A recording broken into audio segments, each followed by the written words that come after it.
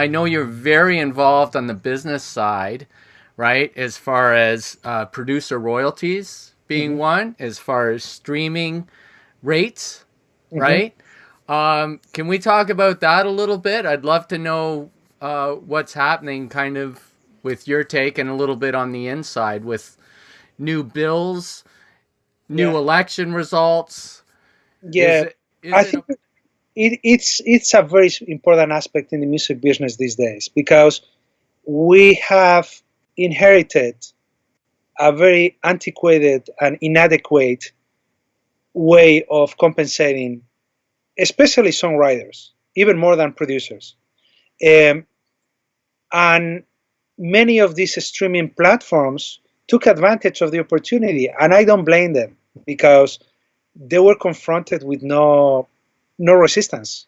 No right? resistance from the record labels, no resistance from many organizations that should have, you know, stand up and fought against these companies not compensating, very often not compensating at all, or compensating in such a you know small way that, for example, a songwriter 20 years ago, 25 years ago, when they were getting compensated mainly from the main sources of income, which was the record sales, uh, regular radio, and all of that, terrestrial radio, and all that. A songwriter back then could have a number one hit, right? Mm-hmm. Right. Most probably, that songwriter would have dedicated her whole life to having that one number hit that will give them recognition, right? And a small chance to be in the business, to be a professional in the business, and just dedicate their lives to just do music, what they love. Well, guess what? These days, you could even have a number one hit, and it doesn't guarantee at all you're going to have a music career. Right. That's, True. that's the sad aspect that many people don't understand when they think like, oh, you get a number one hit, you become rich immediately. Oh, why are you complaining about? People truly don't know how things go in the music business. There needs to be a more fair and more even compensation of everybody that makes music. Mm-hmm. And my example about the number one song is just to illustrate that even having the number one hit, you are still most probably not going to make it. Right. So just Yeah. think about the rest of the guys, songwriters, who are making Yeah. songs that we listen to and are on radio. I'm not talking about the songs that don't make it into albums. I'm talking about the songs that make it even into albums. But if they are not singles, it doesn't count. You make Yeah. very little money, so little money that you are forced to have a second job or a third job to sustain your career. And that's very sad. I think Mm-hmm. Yeah. the saddest aspect of everything. Obviously, in the world of production too, very often as a producer, you get compensated by royalties, not by a upfront payment, or Right. maybe upfront and the rest on royalties. What's happening is that since royalties are not flowing the way they used to, people's careers as a producer are being handicapped. Many people work on important albums, and if they don't have a steady flow of projects, they cannot Mm-hmm. make a either. So it is pretty sad. As an engineer, we could put it there too, but it's a little bit different because usually as an engineer, you get paid for your services. If you're a top engineer, you also get some royalties, but it's like the ice on the cake. It's not the main core of Yeah. how you're living. Right. So the main people that suffer for me are mainly songwriters, producers, and in that chain, ultimately even musicians. What happens is that even the songwriter needs to record the demo for the song to be able to illustrate it to the artist. He Yeah. gets so little that he cannot even afford to pay the musicians that he uses Yeah. in a fair manner. He has you know pay them as little as he can get. It is very unfair. It's a chain of events really that goes from the top all the way to the bottom. And Right. now I'm part of the Grammys too, and I work a lot with the Grammys. And one of the main core, uh, things, fights that the Grammys does is advocacy. And Right. Yeah. advocacy means fighting for these kind of rights in Congress, so that songwriters get compensated. Even check it out. Even the United States is the only country, one of the only few countries in the world where musicians are not compensated for playing. Yeah. That's right.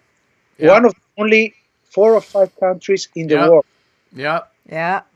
and we don't have very good company on that respect. The other countries are Afghanistan, Syria, Yep. Yep. China.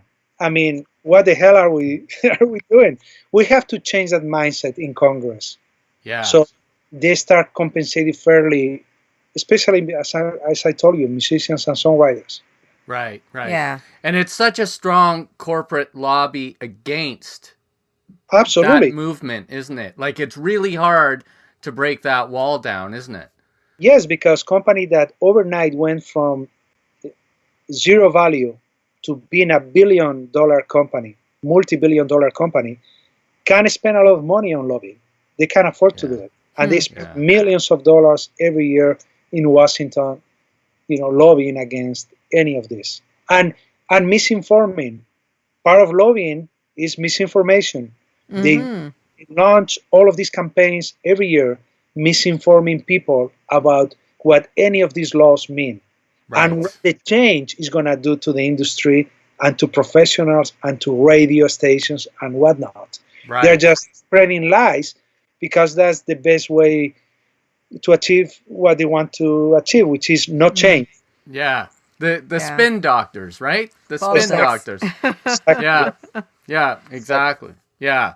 Because I think a lot of people don't know what you and your colleagues are doing. I don't think they know what's going on behind the scenes and how much time and effort you guys They are don't know putting. about the sacrifice. They don't know Right. how the real Right. sacrifice, and it's independent of revenue or how much you get paid or not.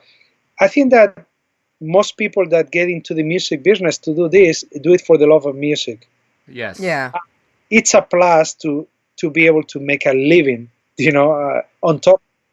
But the main reason is not to get rich or to, or it never crossed my mind when I started doing this. I was just, happy enough to just be able to survive.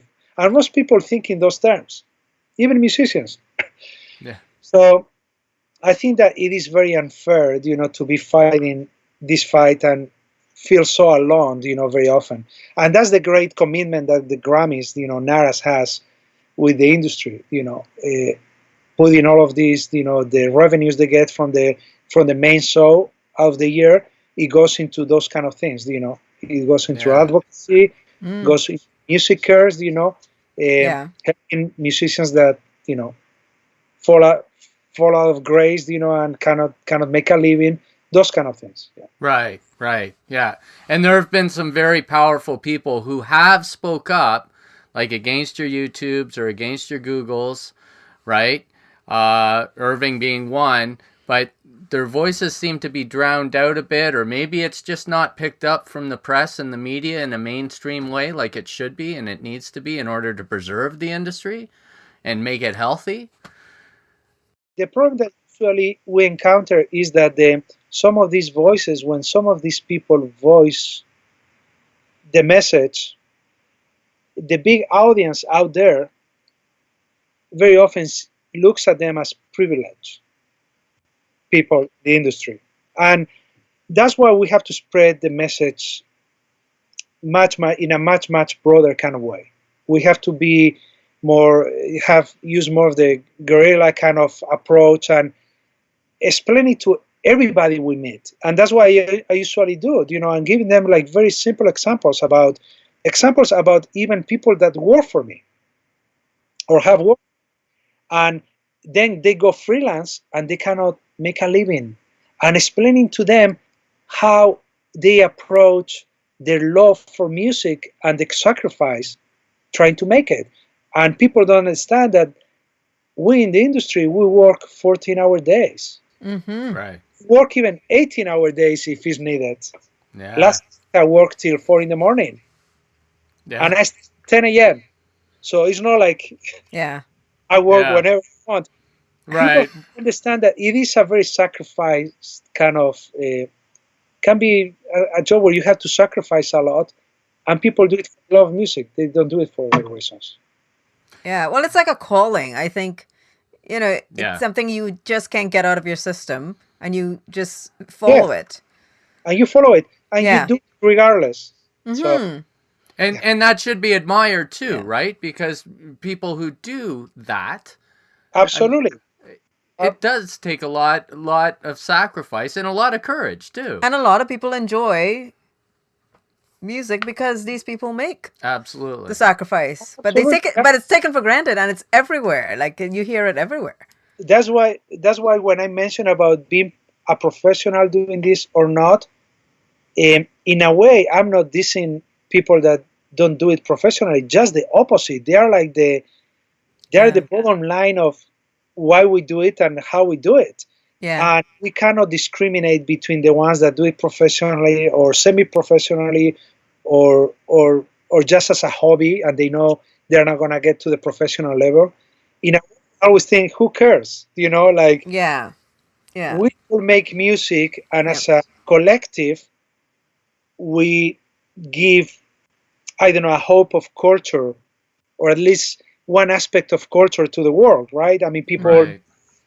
really, I don't know, develop this other part of their brains and of their, artistic desires and whatnot. Right. Yeah. So in the States, you have like ASCAP, BMI, CSAC, Sound Exchange. They all seem to be stepping up and doing what they need to be doing. Sound Exchange is probably the most recent example, right? Exactly, yeah. Yeah, with the internet and you and your colleagues like happy, and that's a communicative relationship. Yes, them?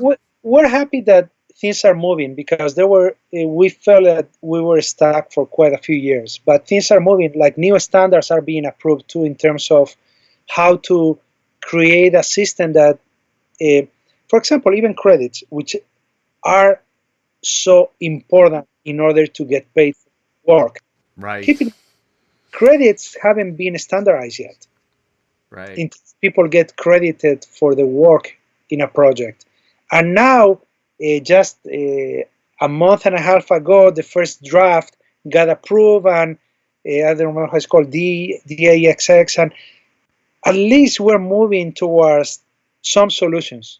So we get that in place. That has a consequence, because now a Library of Congress too is helping, make this as a. They're trying to make it a collective effort. So every organization put their 2 cents. So we come to a standard. Yeah. So collective standard. Not everybody's going to be happy about it, but at least we're going to have a standard. When we lack standards, that's when other people or other streams of revenue take advantage of our collective.